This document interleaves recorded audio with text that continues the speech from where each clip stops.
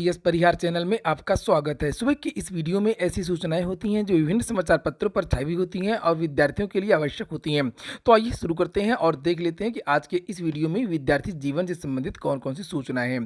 तो वीडियो को जल्दी से लाइक कर दें, शेयर कर दें और जिन छात्रों ने चैनल को अभी भी सब्सक्राइब न किया हो तो जल्दी से सब्सक्राइब कर लें ताकि आप लोगों को भी इसी प्रकार की ऑथेंटिक अपडेट सबसे पहले मिलती रहे। आगे बढ़ने से पहले एक सूचना उन विद्यार्थियों के लिए है जो विद्यार्थी 19 जून को लेखपाल भर्ती की परीक्षा देने जा रहे हैं। वे सभी अभ्यर्थी रिवीजन के लिए सरस्वती प्रकाशन प्राइवेट लिमिटेड की ये पुस्तकें ले सकते हैं। छोटी पुस्तकें, सस्ती पुस्तकें हैं और इसमें टू द पॉइंट लिखा हुआ है, इंपॉर्टेंट क्वेश्चन भी है जो परीक्षा में सीधे सीधे मिल भी सकते हैं। यहाँ पर देख सकते हैं आप लोग, ग्राम समाज एवं ग्राम विकास की ये पुस्तक है। प्रयागराज, वाराणसी, कानपुर, झांसी, उत्तर प्रदेश के लगभग सभी प्रमुख शहरों में आपको ये पुस्तकें मिल जाएंगी सरस्वती प्रकाशन की। और अगर आप लोग ऑनलाइन मंगवाना चाहते हैं तो उसकी लिंक मैंने डिस्क्रिप्शन बॉक्स में दे दी है। लेखपाल भर्ती की 5 सेटों में ये पुस्तकें आती हैं। ग्राम समाज के लिए अलग से आती है, मॉडल पेपर के लिए अलग से आती है, पिछला जो सॉल्व पेपर है उसके लिए अलग से आती हैं, हिंदी की पुस्तकें अलग से आती हैं, ग्राम समाज की अलग से आती हैं और ये सभी पुस्तकें आपको मिल जाएंगी।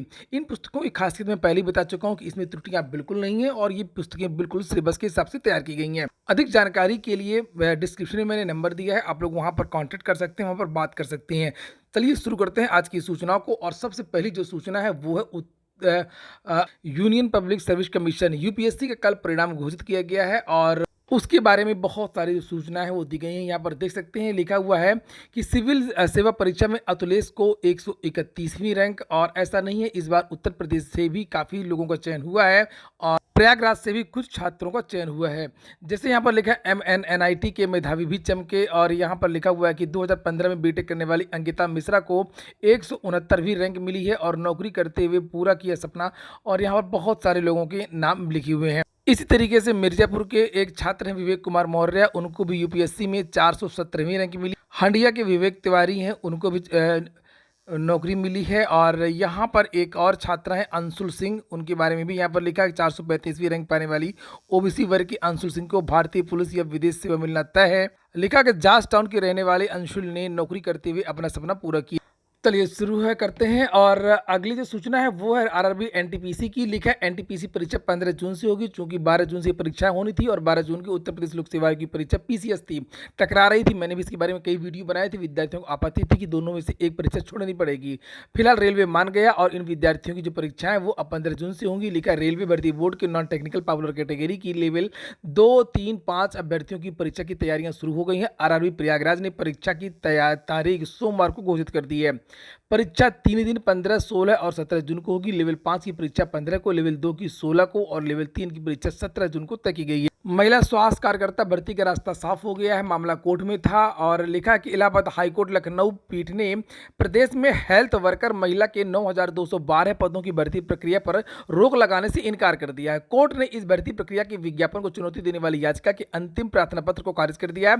याचियों ने लिखित परीक्षा संपन्न होने के बाद वर्तमान याचिका दाखिल की थी, लिहाजा इस स्तर पर भर्ती प्रक्रिया को रोका नहीं जा सकता। हाईकोर्ट ने कहा कि आपने बहुत देर कर दिया है, भर्ती का रिजल्ट आ गया है और अब इस पर रोक लगाने का कोई मतलब नहीं रहता है। नीचे लिखा है कि न्यायमूर्ति सुनीत कुमार ने यह आदेश अंजू देवी और 171 अन्य की याचिकाओं पर दिया है। याचियों की ओर से दलील दी गई कि वे संविदा कर्मी और 1997 के नियम के तहत रिक्त पदों पर उनकी नियमित तैनाती पर विचार किया जाना चाहिए था। उधर यूपी SSS के अधिवक्ता ने याचिका का विरोध करते हुए कहा कि यह नियम 1997 के नियमों में नियम 5 और 8 को हाईकोर्ट ने पहले ही असंवैधानिक घोषित कर दिया है। इसके बाद सरकार ने नियम में संशोधन किया और यह नियम 2018 में बनाया गया। इन विद्यार्थियों को मांग थी कि पीईटी न हो और इन विद्यार्थियों को जो संविदा कर्मी है वरीयता दी जाए, इनको सीधे सीधे नियुक्ति दे दिया जाए। और महिला कार्यकर्ता की जो डीवी है वो इसी महीने होनी है और इन छात्राओं की जो नियुक्ति है वो बहुत जल्दी होगी।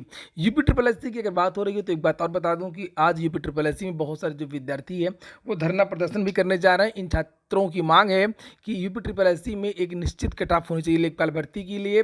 लेखपाल भर्ती ही नहीं, जितनी भी भर्तियाँ होती हैं पीईटी के बाद बहुत सारे विद्यार्थी उन सभी भर्तियों में बाहर हो जाएंगे। अगर एक निश्चित कट ऑफ रहेगा तो बहुत सारे विद्यार्थियों को जो उस कट ऑफ के ऊपर के होंगे मुख्य परीक्षा देने का मौका मिलेगा। आगे जो भी अपडेट होगी उस पर नजर रहेगी और आपको इस चैनल के माध्यम से जानकारी दे दी जाएगी।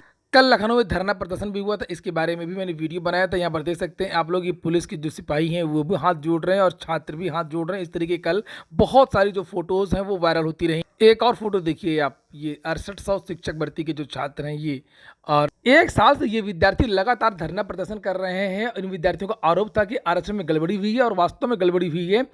और लिखा है यहाँ पर, लखनऊ की सड़कों पर शिक्षक भर्ती अभ्यर्थियों के प्रदर्शन से पुलिस के हाथ पांव फूल गए। परिवर्तन चौराहे पर नियुक्ति की मांग को लेकर के 2 घंटे तक हंगामा हुआ, नारेबाजी हुई। पुलिस प्रदर्शनकारियों के बीच कई बार झड़पें हुई।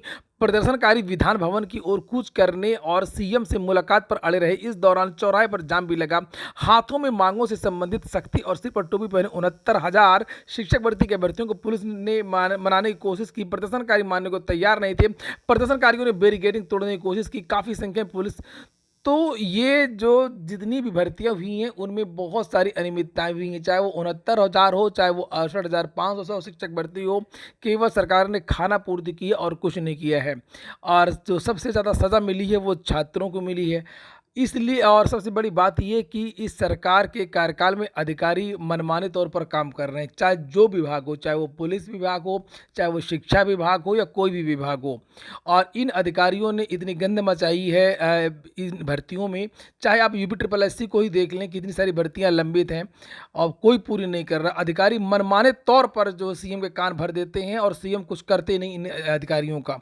सारी की सारी जो भर्ती में गड़बड़ी हो रही है, चाहे वो दरोगा भर्ती की धांधली का मामला हो, चाहे वो यूपी ट्रिपल एस सी का मामला हो, या शिक्षक भर्ती में जो ओबीसी आरक्षण एमआरसी वाला जो विवाद है, हो सकता है कि 18,000 पदों का विवाद ना हो, 6800 पदों का ही विवाद हो।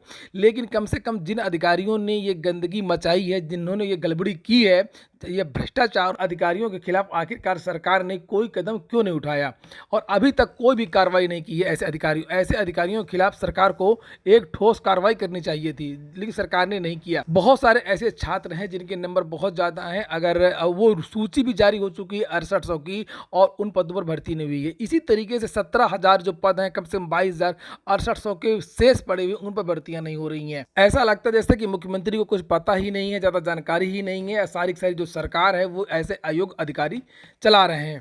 चलिए छोड़िए, क्या होगा। अगली जो सूचना है, रोडवेज में 3,000 संविदा बस कंडक्टर भर्ती होंगे। और लिखा, उत्तर प्रदेश राज्य सड़क परिवहन निगम में 3,000 संविदा बस कंडक्टरों की भर्ती करने जा रहा है। इसके लिए प्रदेश भर के क्षेत्रीय अफसरों को मंजूरी दे दी गई है। भर्ती प्रक्रिया जेम पोर्टल के जरिए होगी, जिसमें महीने में कम से कम 5,000 किलोमीटर बस संचालन करने वाले संविदा कंडक्टरों को ₹1.59 प्रति किलोमीटर की दर से भुगतान किया जाएगा।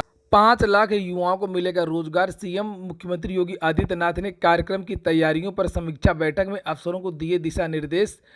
कंपनियां करेंगी 7500 करोड़ का निवेश। और यहाँ पर लिखा हुआ है कि मुख्यमंत्री योगी आदित्यनाथ ने सोमवार को ग्राउंड ब्रेकिंग सेरेमनी 3 की तैयारियों की समीक्षा की थी। उन्होंने अधिकारियों को तैयारियों के समय पूरा करने के निर्देश दिए।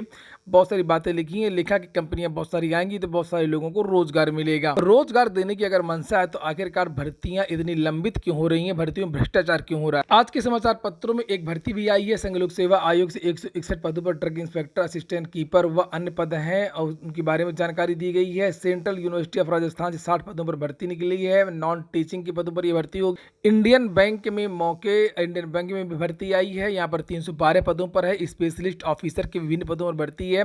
एज अलग अलग है क्योंकि बहुत सारे अलग अलग पद हैं। चयन का तरीका, लिखित परीक्षा होगी। ऑनलाइन परीक्षा का आयोजन किया जाएगा और लिखित परीक्षा के आधार पर साक्षात्कार के लिए बुलाया जाएगा। वेबसाइट है indianbank.in और लास्ट डेट याद रखिएगा 14 जून के पहले आप लोगों को आवेदन करना। उत्तर प्रदेश लोक सेवा आयोग की भी स्टाफ नर्स का जो परिणाम वो घोषित कर दिया गया है। लिखा 2017 की प्रारंभिक परीक्षा में 1025 अभ्यर्थी सफल किए गए हैं। पदों की संख्या के मुकाबले 2 गुना अभ्यर्थी विमुक्त परीक्षा के लिए नहीं हो सके सफल।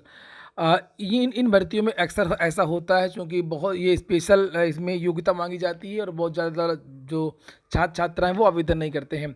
लिखा, स्टाफ नर्स की प्रारंभिक परीक्षा में 1025 अभ्यर्थियों की मुख्य परीक्षा के लिए सफल घोषित किया गया। उत्तर प्रदेश लोक सेवा आयोग ने सोमवार को प्रारंभिक परीक्षा का परिणाम जारी कर दिया। न्यूनतम अर्हता मानक अंक प्राप्त न करने के कारण पदों की संख्या के मुकाबले 2 गुना अभ्यर्थी भी मुख्य परीक्षा के लिए नहीं मिल पाए। लिखा, आयोग के परीक्षा नियंत्रक अरविंद कुमार मिश्रा के अनुसार न्यूनतम अर्हता अंक प्राप्त न करने के कारण पदों की संख्या के मुकाबले 15 गुना अभ्यर्थी उपलब्ध नहीं हो सके। प्रारंभिक परीक्षा का परिणाम आयोग की वेबसाइट पर दे दिया गया है। शिक्षक भर्ती का जो धरना प्रदर्शन हुआ था उसको लेकर के और भी बहुत सारी यहाँ पर सूचना दी गई हैं और लिखा हुआ है कि इस भर्ती पर रोक भी लग गई है और इस सूची पर हाई कोर्ट की सिंगल बेंच ने 26 जनवरी को रोक लगा दी थी। कुछ अभ्यर्थी रोक लगवाने के लिए डबल बेंच गए थे, जहाँ पर 15 मार्च को याचिका खारिज कर दी गई है। कोर्ट में कई तरीके से कोर्ट ने उसको इनडायरेक्टली इस भर्ती को रोक दिया है, जैसे कि आप ये 6800 जो पद हैं वो सब 24,000 जो पद रिक्त थे उससे नहीं जोड़ सकते हैं और बिना विज्ञापन के किसी पद पर भर्ती नहीं कर सकते हैं। बहुत सारी चीज़ें इस तरीके कर दी थी जिसकी वजह से ये भर्ती अब रुक गई है। जून के दूसरे सप्ताह में आ सकता है हाई स्कूल और इंटरमीडिएट का रिजल्ट। जनशक्ति निर्धारण में घट गए 1000 पद। असिस्टेंट प्रोफेसर के 2000 पदों पर भर्ती होनी थी, लेकिन 917 पदों पर नई भर्ती की जो विज्ञापन वो जारी होने जा रहा है। लेकिन प्रदेश के अशासकीय सहायता प्राप्त महाविद्यालयों में असिस्टेंट प्रोफेसर के करीब 1000 पद घट गए हैं। हालांकि इन पदों को समाप्त नहीं किया गया, लेकिन जनशक्ति निर्धारण के तहत छात्रों की संख्या कम होने के कारण फिलहाल इन पदों पर भर्ती के लिए इंतजार करना होगा। महाविद्यालयों में असिस्टेंट प्रोफेसर के तकरीबन 2000 पद रिक्त होता ये असल में कि जब टीचर ही नहीं रहेंगे तो विद्यार्थी नहीं रहते, और जब विद्यार्थी नहीं रहते तब गणना करवाते हैं कि कितने विद्यार्थी हैं और उन विद्यार्थियों के आधार पर भर्ती का विज्ञापन निकालते हैं। इसकी वजह से जो है ये कहा जाता है कि विद्यार्थी कम है। तो ठीक है दोस्तों, ये हो गया आज का वीडियो। पूरा वीडियो सुनने के लिए बहुत बहुत धन्यवाद।